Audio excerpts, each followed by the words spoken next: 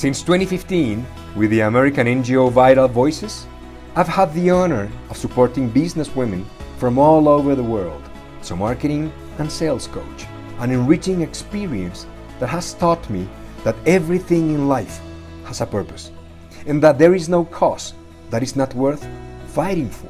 These remarkable women work tirelessly for a noble mission to leave this world a little better. These are their inspiring stories.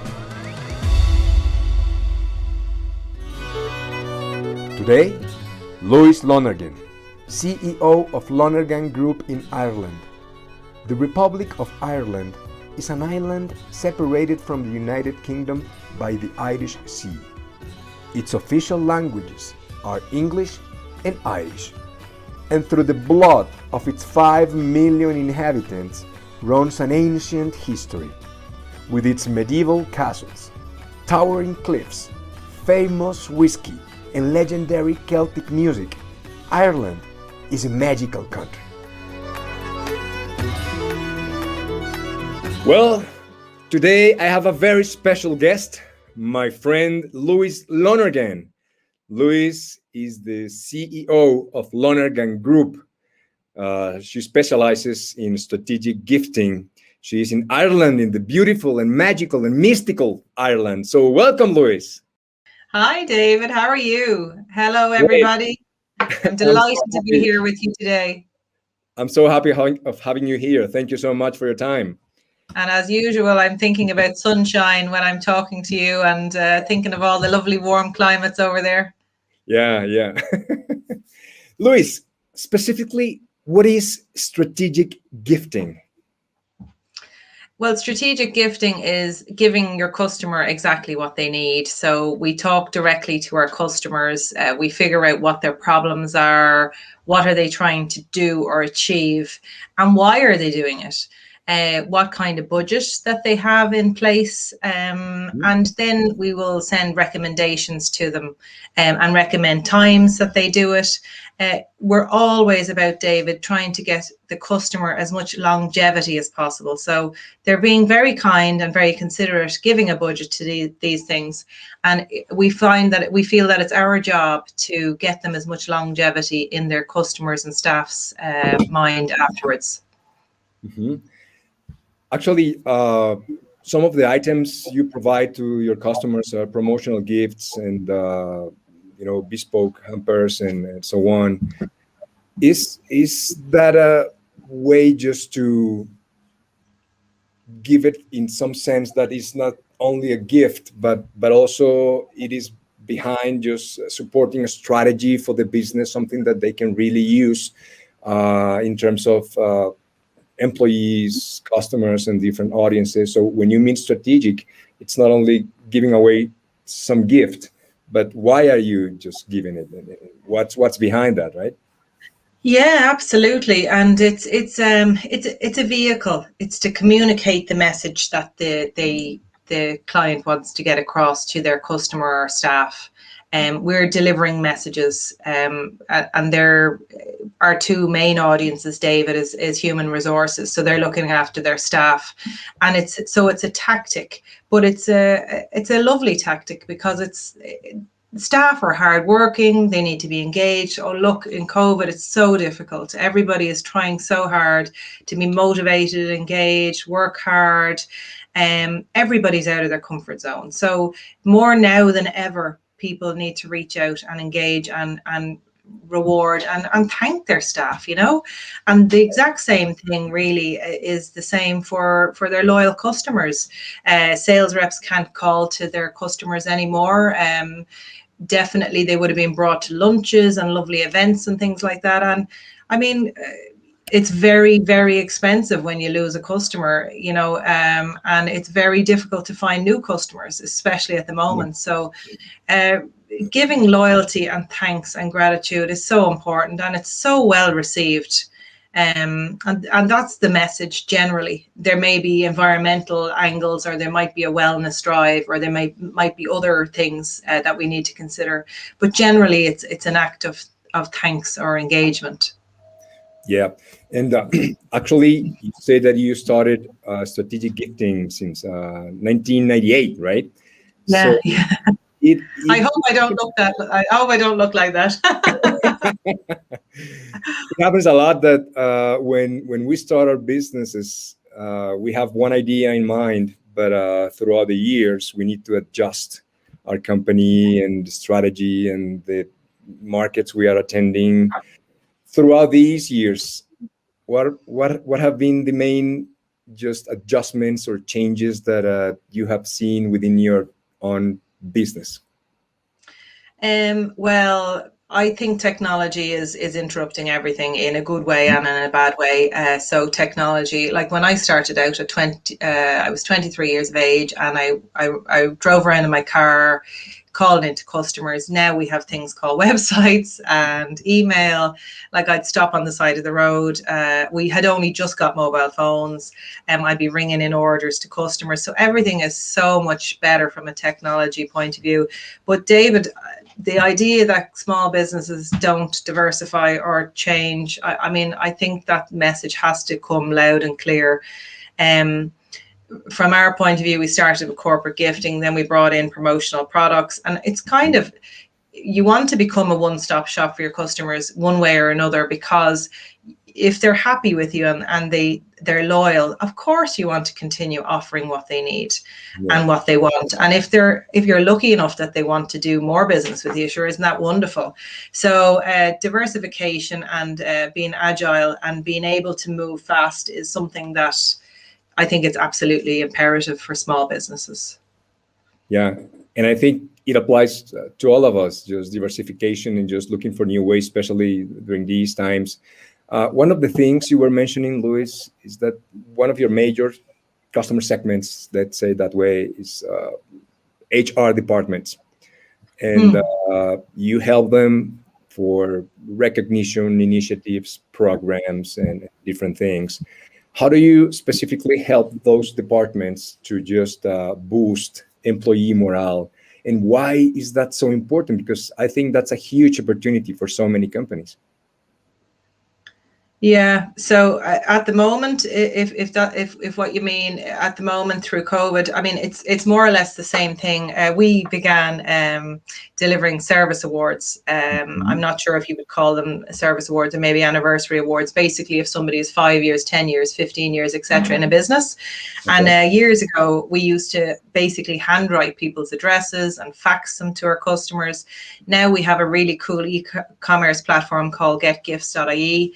I kind of knew the world was going this way. Again, GDPR is coming into effect. So one of the ways is that we deal with companies and they send their customers to this website, which we manage completely. They have password protected areas and they select a gift of their choice and it's delivered to the staff's home address. But also from induction point of view, especially at the Yeah. moment, new staff are coming on. They've never met their colleagues in real life. They've Yeah. probably never been into the building.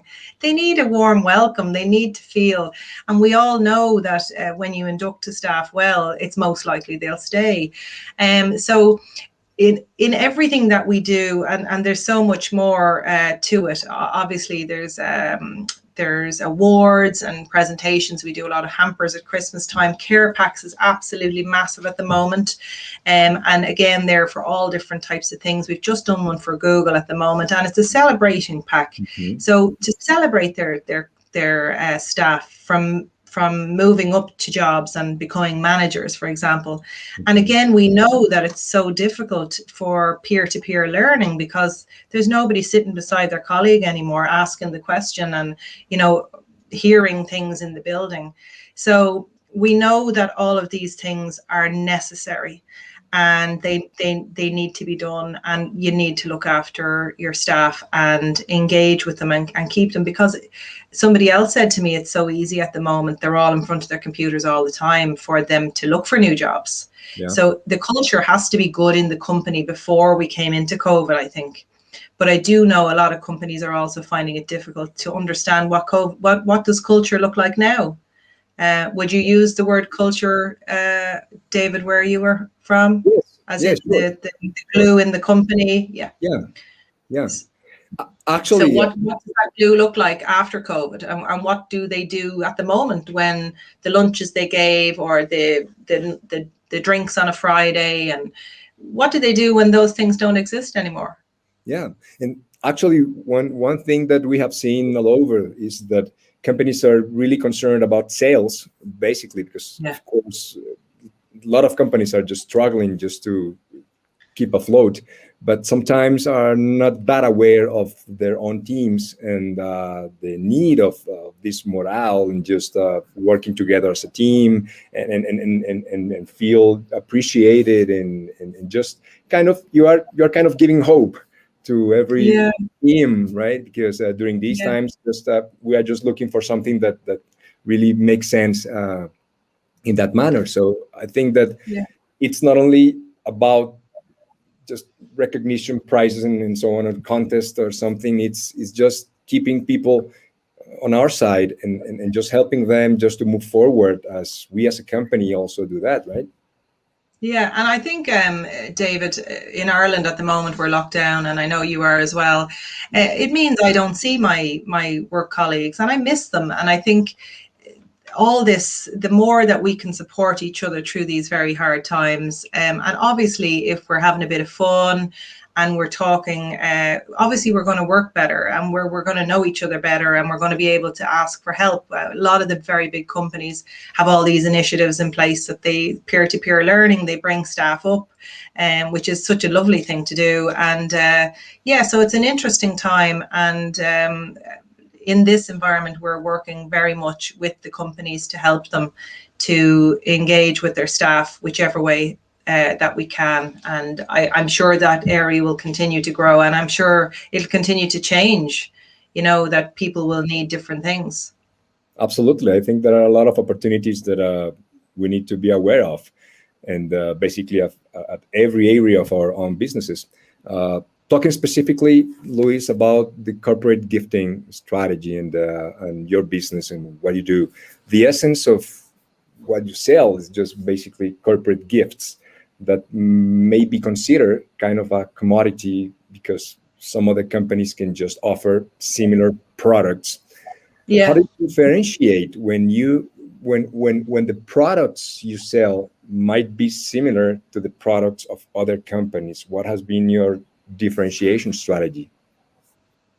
Well, we have to go the extra mile, so we have to give a lot more. So, like, we're just launching a brand new sales tactics at the moment, actually, and so we're going to deliver care packs on behalf of companies to staff and customers. But Okay. this time, we're going to have whiskey tumblers engraved with their customer's name and maybe their favorite whiskey, or we're going to have water bottles and picnic blankets and all different types of things. It's important to try and bring the family part in as well. So if you were receiving a gift, David, you'd probably like me to be considering the fact that you have a family.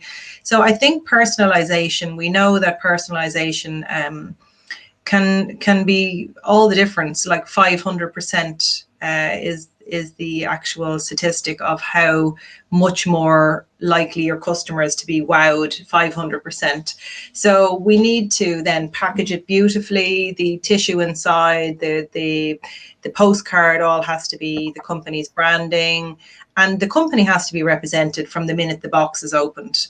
Yeah. So yeah, so I think it's kind of back to what we were saying earlier on, that it's the vehicle to communicate the message, Yeah. and to find out, it's important to find out what message that the company wants to deliver.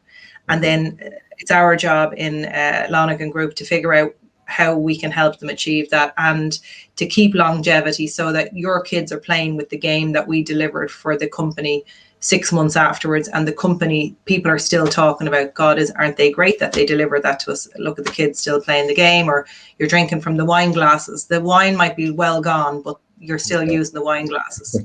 Yeah.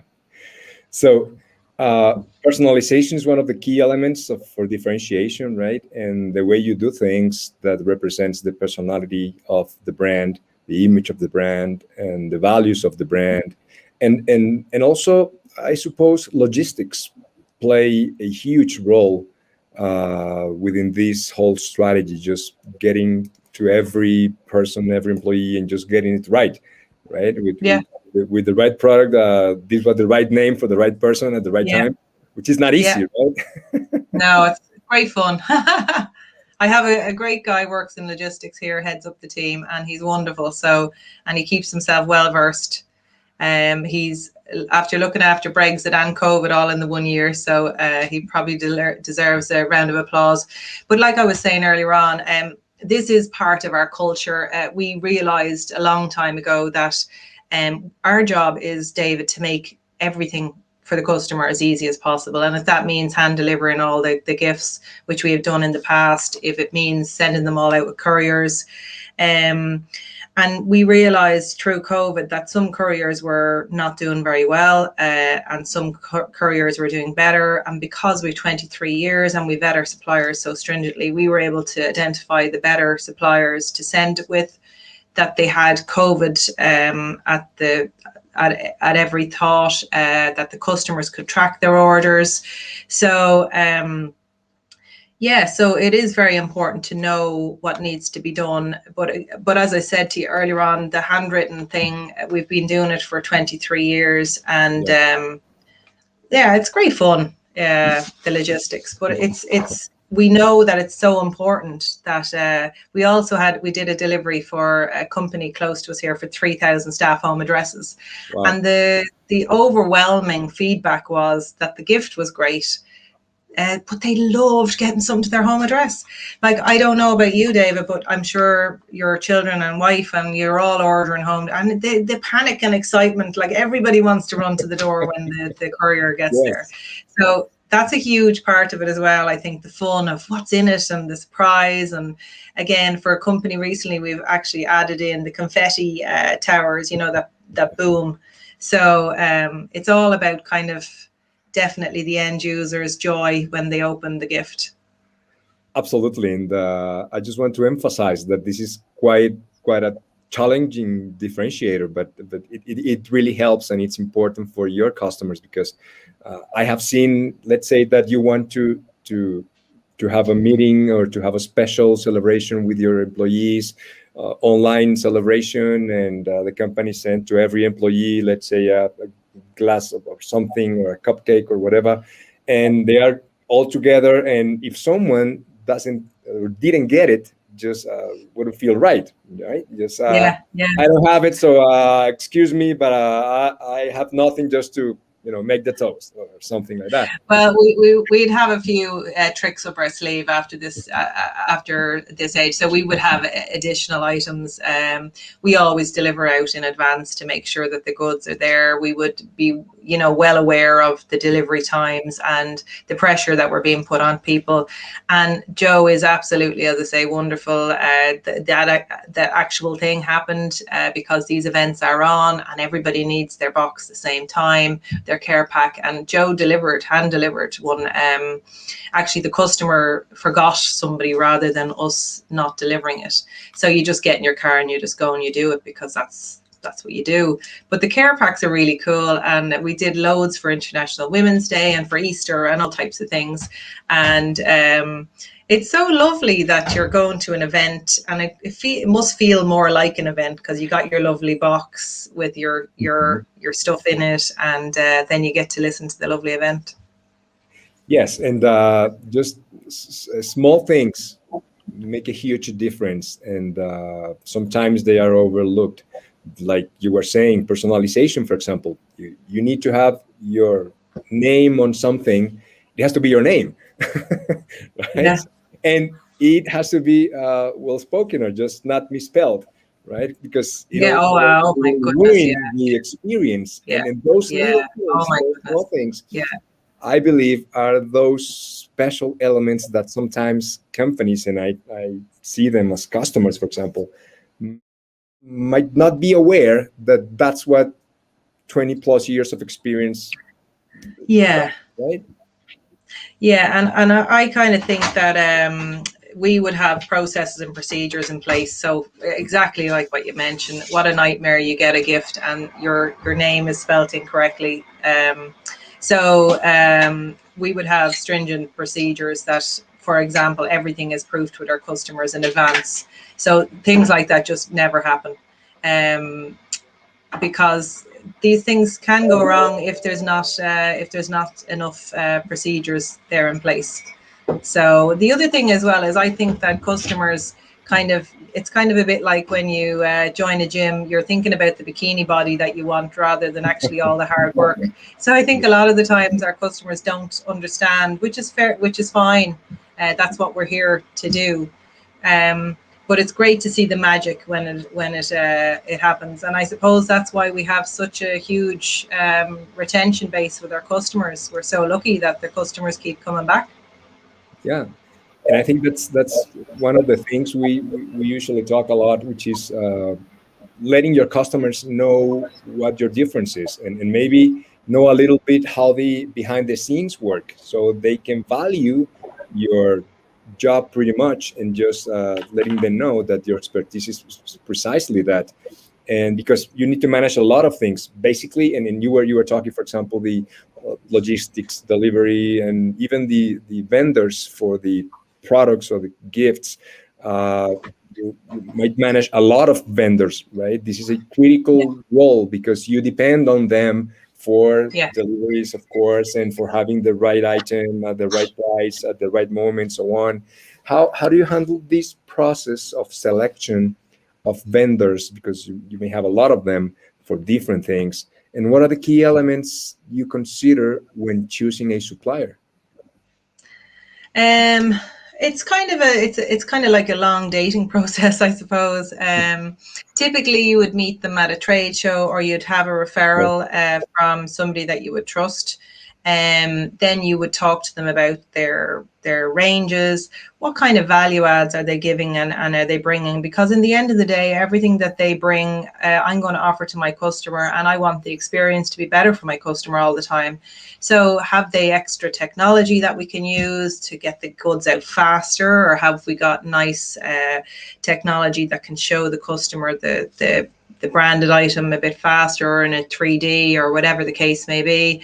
Can they do the job? So we would always put in a small test order to check, and obviously if we're not happy with the test, they won't be getting it. That's the end of them as far as we're concerned, because our brand is with them, and absolutely our customers is. So we can't have anything going out incorrect. Now it's as I say, the process and procedures are quite rigorous. That we would be dealing with customers' Pantones, which is their absolute colors, the brand guidelines, and all those types of things. So all of those things are a given as far as I'm concerned. Um, you'd have to have, I think it's very important that you always ask for a point of contact, because I think you need to train them nearly like a staff member. And I do say that we've a lot of subcontractors that are nearly like employees, because we use them and talk to them so often. So then they get used to what you would expect, and what you're looking for, and what you need. Because David, there's always lastminute.coms, there's always something that comes in that is impossible to do, but you have to figure out how to do it, obviously. And it's great then, because you have a good relationship, and they'll try their best to help you any way they can. So yeah, it's a bit hard at the start, but it's we've just actually, because of Brexit, we've been doing a lot of this at the moment. We've had to move to a lot of European suppliers. So and you get used to dealing with suppliers, but you can do it, you can change, and we're having great success with the new supplier now that we're one of the new suppliers in Europe. So Yeah. Yeah. Actually, working with these vendors just was a challenge, I suppose, especially during the pandemic. And actually, you developed a new product line for health and safety products, right? Those products that the entire world was demanding, and yeah, it put a lot of pressure on the supplies and so on. And yeah. how do you differentiate, and how are you working with this line with lots of competitors, because competition is fierce? I mean, it's challenging because many companies are just working on that.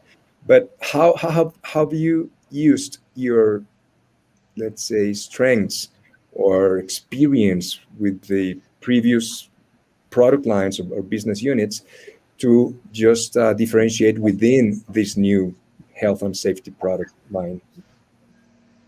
Well, I think you have to listen to the market, David, at all times. You have to be listening to the market. And I think, I wonder, I've never asked anybody else if they do this, but I think you can feel when the phone isn't ringing or when the emails are not coming, or, Yeah. talk to suppliers and customers, you can feel something's going on in the market.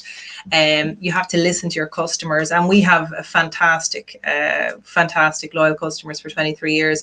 And so we were predicting what customers would need, which, let's face it, wasn't too difficult during COVID-19. And quite fast after that, everybody started demanding hand sanitizers and masks and stuff. So we, after finding and vetting the suppliers and making sure we were happy with them, we started contacting our customers very, very quickly to tell them what we had. And it was kind of like one of them days you'll never forget, that there's customers crying on the end of phones looking for stuff to protect their staff and their customers. Like, nobody's ever seen anything. It's like, God forgive me, the Twin Towers and the desperate things that you'll never forget, that the radio is on, and it's like, oh my God, these are marks in history. And customers were so in dire straits. I mean, I'm talking about bus companies, train companies, people coming into people's shops, all types of factory settings. And they don't know if their customers come in, their staff can come in, are they safe? It's just so frightening. So it was it was my privilege to be able to help my customers. It was one of the things I enjoy. How can you say you enjoy something in this? But I was, I'm so thankful for the 23 years of support I've gotten from my customers, and they never ask anything of me. And it was so great to be able to give back to them and to help as many of them as I could. And it was mad, but it was we got it done. And it was mad. Now what happens is it's a continual diversification. The price of masks has changed. Now there's plenty of masks around. So we have most of the time what we're doing is kitting health and safety kits for customers going back and for their staff going back. And we'll be looking into workwear in different areas of health and safety. So as I said earlier on, it's a continual change and upskill and movement with the marketplace and what it needs. Yeah. So I think that you found a new way to help your customers, and your customers just they just noticed that they really could trust you, and because I think that many companies just offer a lot of things during good times, but with when tough times arrives, just not everyone is able or willing to help the customer. So I think that it was a great lesson, just letting your customers know that you are here for them, not only for the usual products that you were selling to them, which is obvious, but just let me find something you really need right now, and I'm that partner that trustworthy. So I think that it sent a message that really you care for them.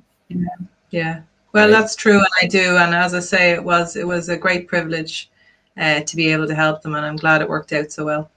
So challenges sometimes give us the opportunity to show what we are made of, and I think that's the case, because and also you serve lots of companies and different, let's say, departments or people, or your products within a company can be used in different ways. For example, we were talking about recognition for employees, for example, or for sales forces as contest, or sales contest, or something like that. Even for end consumers or clients, the clients of your clients, as a gift, as a promotional item, and so on. So how do you approach if, let's say, person or stakeholder within the company just to present a different approach or proposal, just trying to learn how to approach the same company with different proposals or strategies for different uses?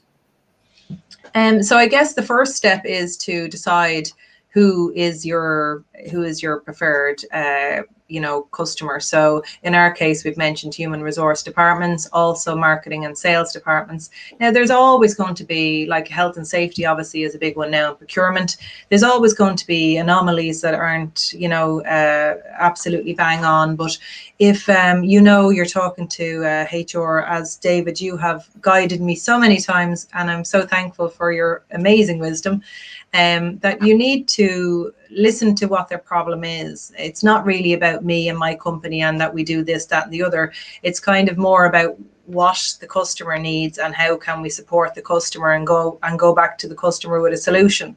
So in the human resource departments, it could be that there could be a high turnover of staff. They could have people not turning on their cameras on Zoom and their eyes glazing over. It could be all types of things. Wellness and switching off is a big problem at the moment with HR. If I'm talking to marketing and sales departments, obviously, as we have said now a few times, lunches, days out at the races, bringing them to a football event, all of these things are gone now, and they can't do it, the game of golf and all those kind of things. So we have to find other solutions for our customers that do want to look after their staff and do want to bring loyalty and thanks to the staff. So that's what I think that the main thing is, David, that you talk to the target audience the way, and there's no point me talking to a human resource department about selling stuff to or sending stuff to their customers. That's not their area. So it's important that you speak to them about what that is important to them. Yeah, just have the right message for the right person for the right need, and just kind of customize that message, right? Louise, we're close to the end right now, and I would like to ask you, what has been the greatest lesson from this pandemic, business-wise? I have definitely gained a lot of confidence, and that I was able to pivot my business. I was working with Vital Voices, which is where I met you, David, and there was so many wonderful things that I was exposed to. And when I got back, I started building a cloud-based business. I understood I needed a dashboard. I understood about remote working. So many of the things that I had learned, I started to put into practice. And it's like every change management, when you bring it to the staff, you get a lot of resistance. But I believed in myself, and the same with the pivot for the health and safety. I believed in myself and my team, and that we could do it, and we did do it, and it was fantastic. The power of your customers and the customers understanding that you will go out of your way and you will help them. I think that was a huge thing that was on my side. So I don't think it would have happened as easily if we didn't have the reputation that we have. So I think your reputation and having that loyal base behind me was obviously amazing. But also just to really enjoy working with your team, working with your customers. I don't think I've ever enjoyed working as much, because it's nearly like a social event as well. And I think we're all really enjoying each other more and understanding.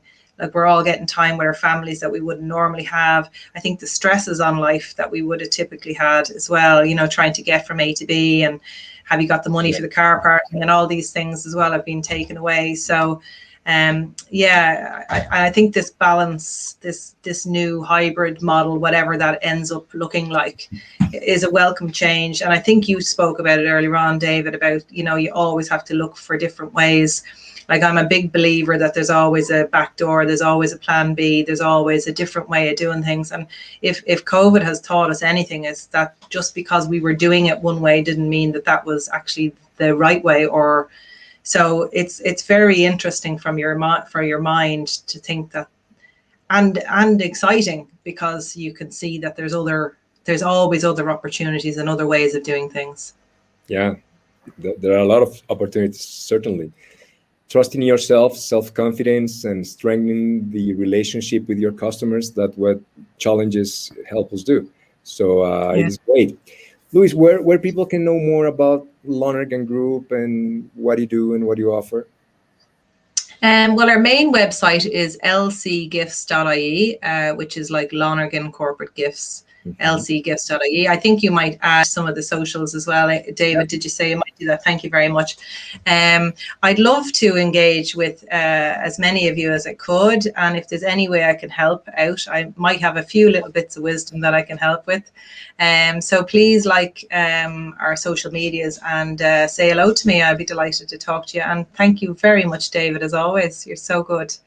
I would like people to know a little bit more about Ireland, right? Oh, yeah. What do you love the most from your country? Just for us to get a sense of that beautiful island. Well, Ireland is a very small country that a lot of people don't know exist. We're on the other side of England, and we're nothing to do with the English people. We're our own people. We love a good story. We love great crack, is what we call it, CRAIC, which is a great crack. We love a drink. We love fun. We love dancing. So we call it a hoolie over here. So we love letting loose and just laughing and having fun and a sing and a dance. And I think the people that do know us for our hospitality. So please come over and see some of our hospitality, and you'll have a great holiday. You'll have lots of fun. That is for Yeah, sure. it's lovely. I love it. I mean, I love the castles. I love the Celtic music, and especially Castle, the beer. I love the beer. yeah, good for you. Well, the Wonderful Guinness, beer in they Ireland. probably know about the Guinness, yeah, but we're good for whiskies as well and gins. And Yeah. look, we have a drink for everybody. You can come. Well, listen, hopefully I'll get over to your side of the world soon as well. Yeah. I You're know so you have welcome. an awful lot to offer there too. Louise, thank you so much again for your time and for sharing your experiences with us. Have a great It's day. my great Thank you. pleasure. Thank you so much, everybody. Thank you, David, very much. Thank you. Bye.